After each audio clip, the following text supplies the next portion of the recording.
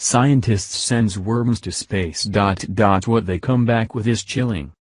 A unique series of events has unfolded with an experiment that involved the International Space Station and some worms. Scientists sent several worms and worm fragments into space to see what would happen.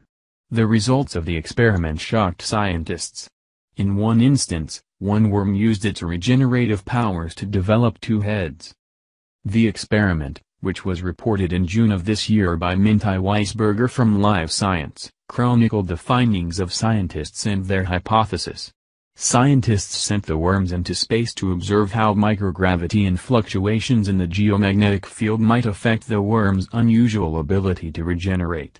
This was done to better understand how living in space could affect cell activity.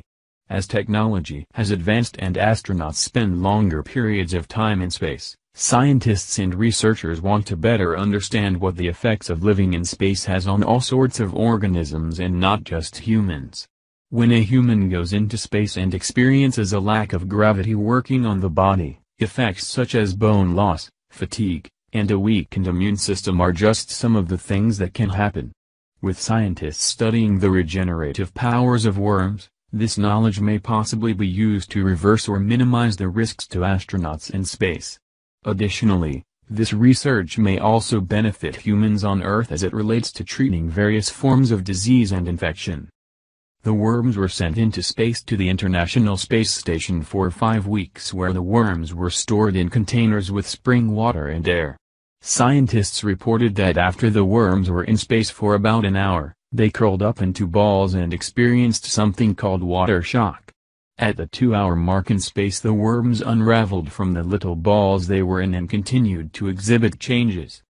Some interesting things which scientists noticed were the worms' microbial communities had changed. When the worms were re-examined on Earth, it was discovered that some worms formed into identical twins. Other worms developed an urge to always be in light. The part of the experiment where worm fragments were sent into space equally shocked scientists. It was discovered that these fragments still retained their regenerative powers, and this is where a two-headed worm came from. But the most dramatic difference was a type of regeneration observed in one of the 15 worm fragments sent to the ISS. That worm returned to the scientists with two heads, one on each end of its body, a type of regeneration so rare as to be practically unheard of. Normal flatworms in water never do this, Levin told Live Science. When the researchers snipped both heads off back on Earth, the middle portion regenerated into a two-headed worm again. As space travel becomes more advanced and astronauts spend longer periods of time in the International Space Station, scientists will need to develop protocols to reverse the effects of a lengthy stay in space. This, in turn, will allow for longer missions, and the development of additional technologies. On Earth, the ramifications of this research on worms will have far-reaching implications in the medical field. Regenerative medicine therapies such as recapitulating organ and tissue structure via scaffold fabrication, 3D bioprinting, and self-assembly have already received FDA approval and have been in the preclinical phase since 2015. Michael Levine, a co-author of the study and a professor of biology at Tufts University in Massachusetts, stated, "Studying flatworms could offer insights into how biological systems in living creatures interact with gravity and the geomagnetic field, which in turn will not only help us optimize future space travel, but will, also, shed light on basic mechanisms that will have implications for regenerative medicine therapies on Earth and in space." Scientists have known for a while that flatworms possess unique regenerative powers, but not until this study have these astonishing results been revealed.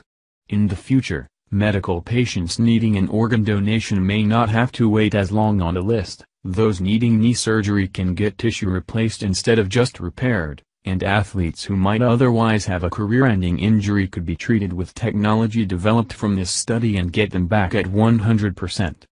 If you are interested in reading the complete findings, you can read it on the Wiley Online Library website in the Regeneration Study. Thank you for watching this video. What do you think about this? Share this on Facebook and Twitter along with your comments.